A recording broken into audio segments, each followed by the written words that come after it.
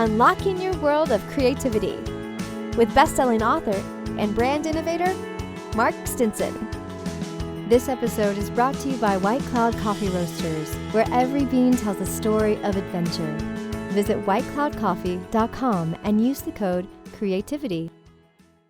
Welcome back, friends, to our podcast, Your World of Creativity.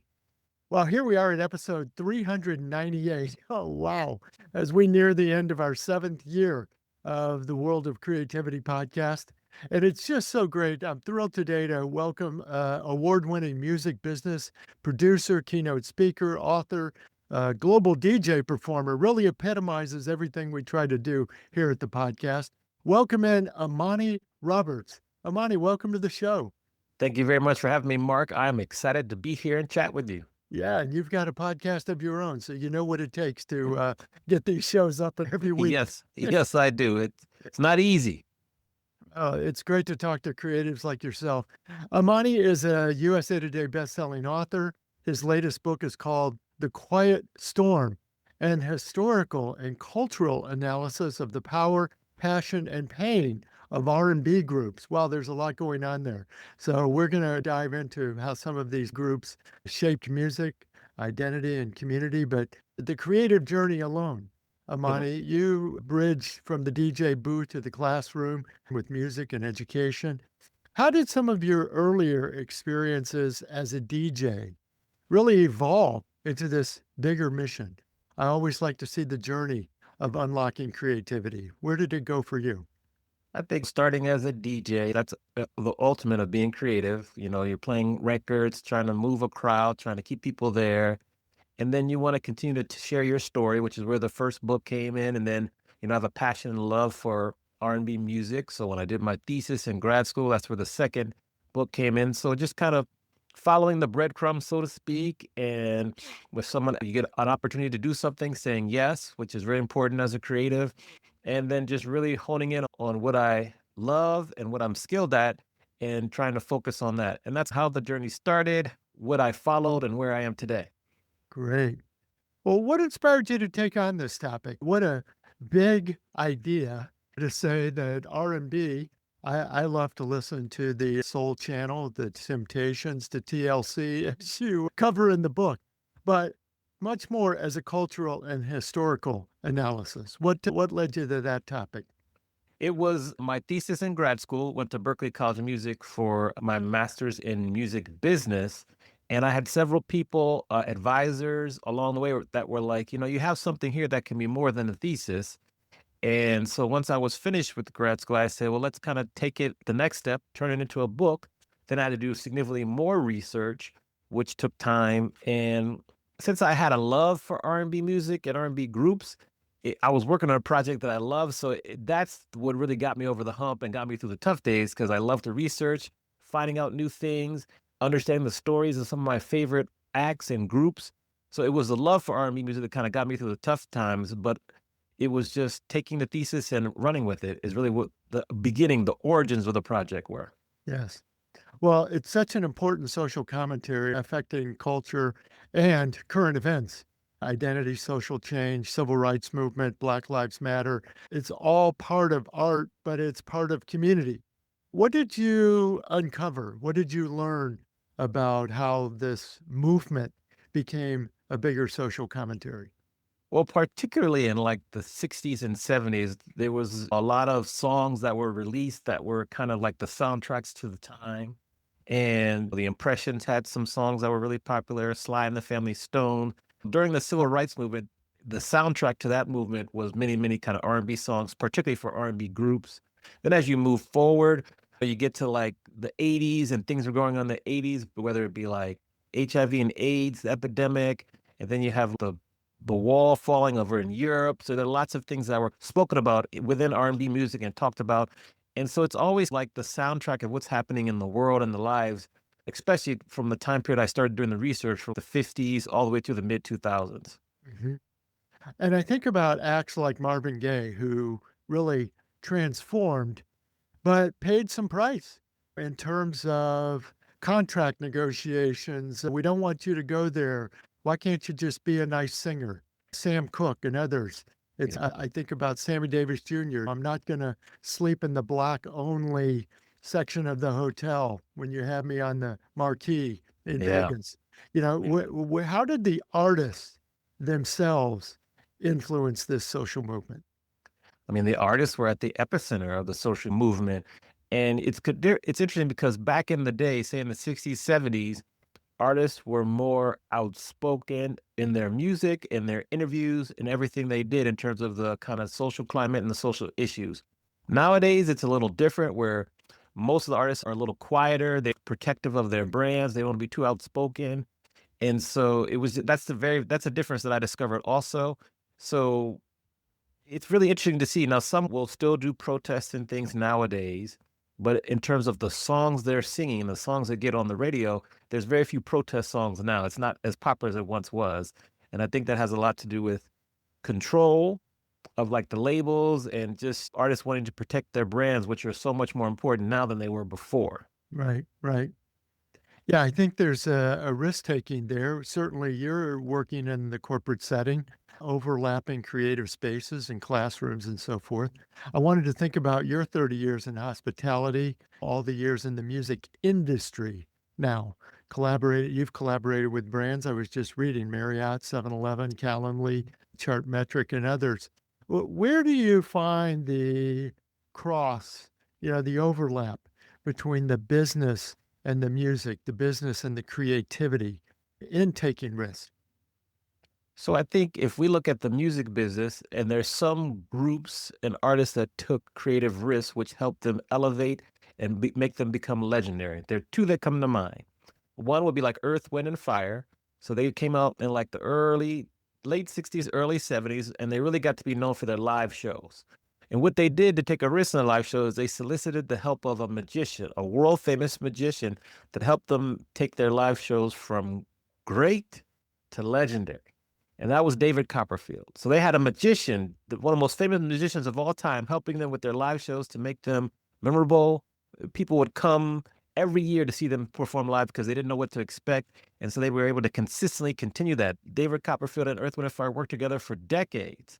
They were so tight that when it came time for the group's time to be honored at the Kennedy Center Honors, David Copperfield was one of the people that introduced them. So that's one group that took a creative risk in terms of their music, their shows, things like that. Another group is one you mentioned earlier, TLC. So TLC, they came on the stage in the early 90s.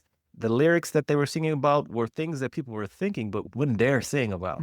And then their outfits were very, very interesting, particularly Left Eye, because she'd wear a condom on her left eye, and they were very outspoken. They were one of the only groups in history to have a #1 song where the lyrics talked about domestic abuse and talked about like the HIV/AIDS crisis. So they took a creative risk there too, and it helped them get to legendary heights. So those are, when you talk about creative risks, those are two artists, two groups that come to mind. hmm Well, in your own experience, both performing and teaching, I guess I was wondering too about lessons you might have learned here from Earth, Wind, and Fire. You talk about early 60s and 70s. I just saw them a couple of years ago, still making magic on the show. Yeah. There's a Yeah. resilience factor to some of these groups still and wanting to stay relevant. What have you seen, whether it's spinning records or teaching students, about really staying current and staying relevant? I think with the students and teaching, it's just trying to use current day events, people, companies, happenings to teach them some of the basics of, say, the music business that have been around for decades. And so if you can look at, you mentioned how like Marvin Gaye got into disputes with the label, and he was in disputes with the label about what songs that they would release, what he wanted to sing, what they wanted him to sing. Well, if you take that lesson and apply it to current day, so you have current artists that, are working with labels, but maybe have a little conflict. They want to go independent because they want to have more control over what they're singing, what they're releasing. So you can say, use artists like a La Russell, or artists like Russ, even someone like Kesha. Kesha had a big dispute with her record label and with the producer. She had to wait and wait and wait to get out of her contract, but she finally did. And so she was able to wait it out, unlike some artists in the past. So I try to use examples from the past what's going on with current artists to show them that some has changed in the industry and some things haven't changed. And that's an example that comes to mind right away. Yes. Well, and your leadership and impact certainly extends beyond the stage and the classroom. I was reading you were the first African American president of the Meeting Professionals International, the Southern California chapter. How does this involvement in the business community help you not only contribute, but maybe also learn from what else is going on? Speaking of staying relevant. I think it's immensely helpful because you should always be learning. I'm a lifelong learner. The industries are changing so quickly. It's important to partner and volunteer with your trade association. I'm very active with Meetings Professionals International on a local level, on a national level. It's a good way to network. I know it's cliche, but most of the time with business, it's not what you know, it's who you know. And that's the cliche that's as old as time, but it's true. And then it's a good opportunity to grow my speaking business because I speak at certain local chapters so I can practice, I can network, I can get business. So it helps you with meeting people, creating and growing your network, getting business, growing your business, and then just education. Education is so important. So if you're with a trade association, whether it be Meetings Professional International, also on the music side, whether you're with your PRO, like I'm a member of ASCAP, Songwriters of North America, I just attended a great webinar that talked about neighboring rights with the California Copyright Conference. If you're active in your trade association, you're going to learn a lot of information. You're going to meet a lot of different people that you can collaborate with, and it's going to take you and allow you to travel to conferences. And I think that's kind of understated and underutilized. Many people in corporate space aren't very active with trade associations, and it's to their detriment, in my opinion. I really want to drill down on that, Amani, because you're right. That sage advice is as old as time, and yet it continues to prove out. And I think people may look at that with a somewhat jaundiced eye, well, I don't know anyone, I can't break in, nobody will answer my email, I send my resume or my tracks in, they fall into a black hole. How do we break that rut of who you know, not what you know or what you do? It's all about networking, putting yourself out there. If we go back to the trade associations, you can join a trade association as a musician, as a songwriter, and then volunteer. It's one thing to join. Then you want to go to the events, whether it be virtual or in person. Then you want to volunteer, get on a committee. If you're a singer, and this is what I advise people, if you're a songwriter or an artist and you want to get your music into movies, commercials, TV shows, video games, you have to work through music supervisors. What better way to meet music supervisors than to join the Guild of Music Supervisors, go to their events, meet people, volunteer to help, and then keep coming back. That way you're going to get on a first name basis with music supervisors. Eventually they're going to ask you as you're working on a project, well, what do you do? Oh, I'm an artist. Oh, well, I place music and salt and send me some of your work.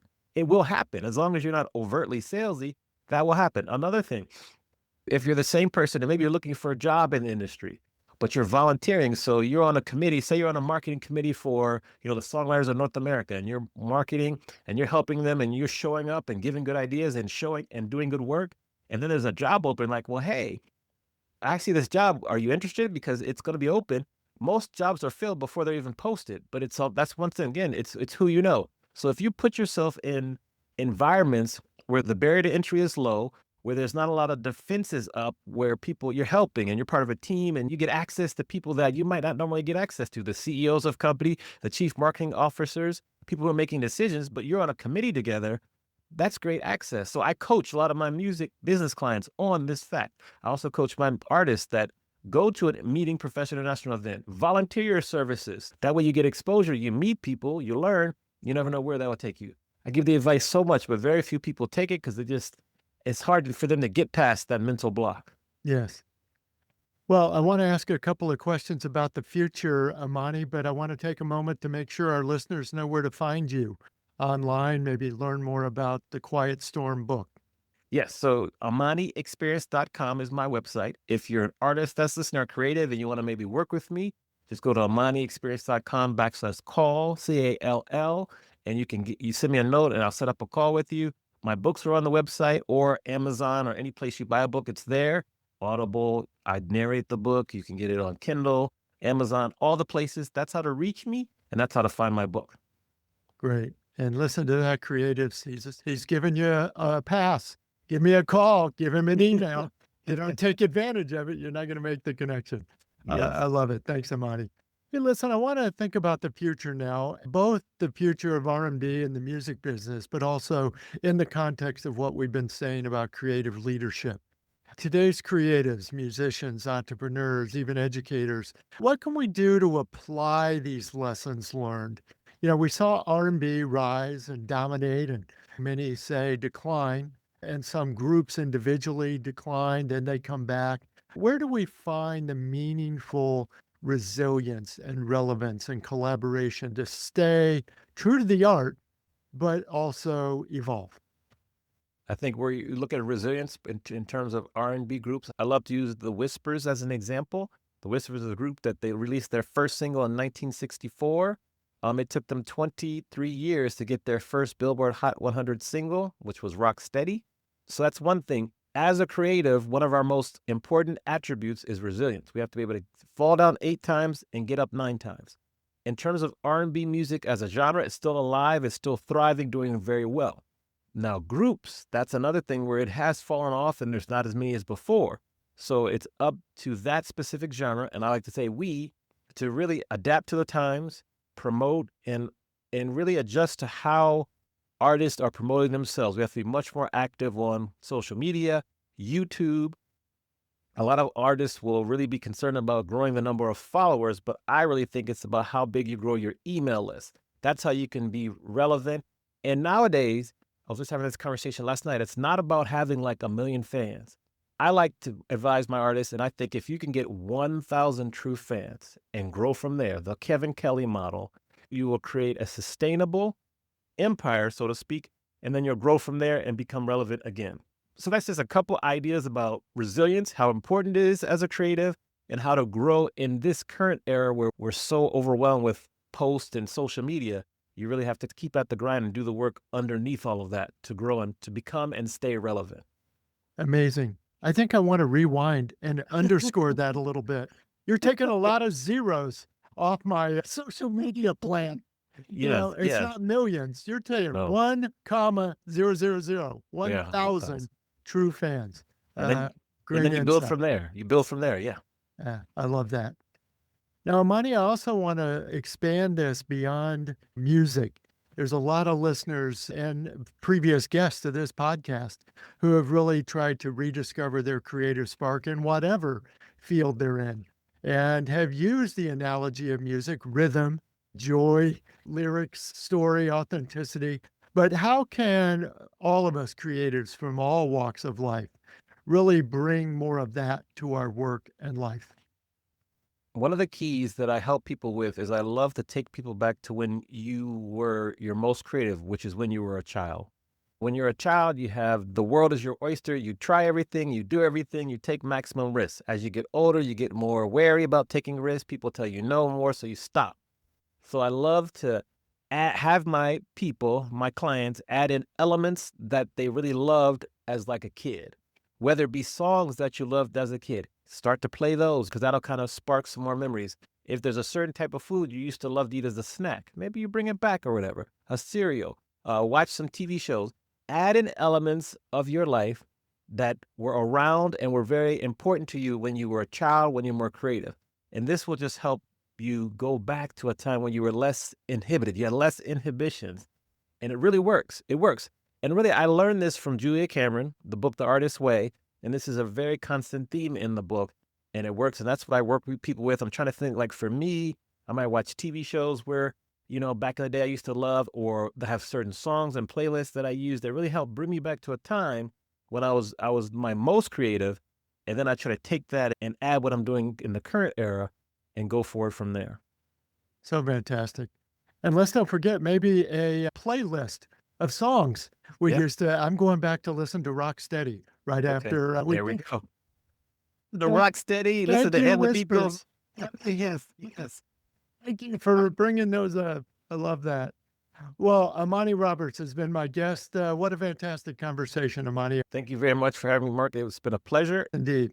And listeners, as we close out our 7th season of your world of creativity. I want to be sure that you can grab an ebook of some of the other interviews that we did at the outset. It's called A World of Creativity. It's available on my website, mark-stinson.com. And of course, I want to thank our sponsor, White Cloud Coffee. They help fuel our creative conversations all over the world. Listeners enjoy 10% off your first order at whitecloudcoffee.com. And then join us next time. We're going to continue these round the world journeys, talking to creative people everywhere about how we get inspired, how we organize ideas. And as Amani has encouraged us today, build some confidence, make some connections, try something different, bring a magician on the stage with you. Rock steady and launch some new work out into the world. Thanks, Amani, for the encouragement. And so until next time, I'm Mark Stinson, and that's the way we'll keep unlocking your world of creativity.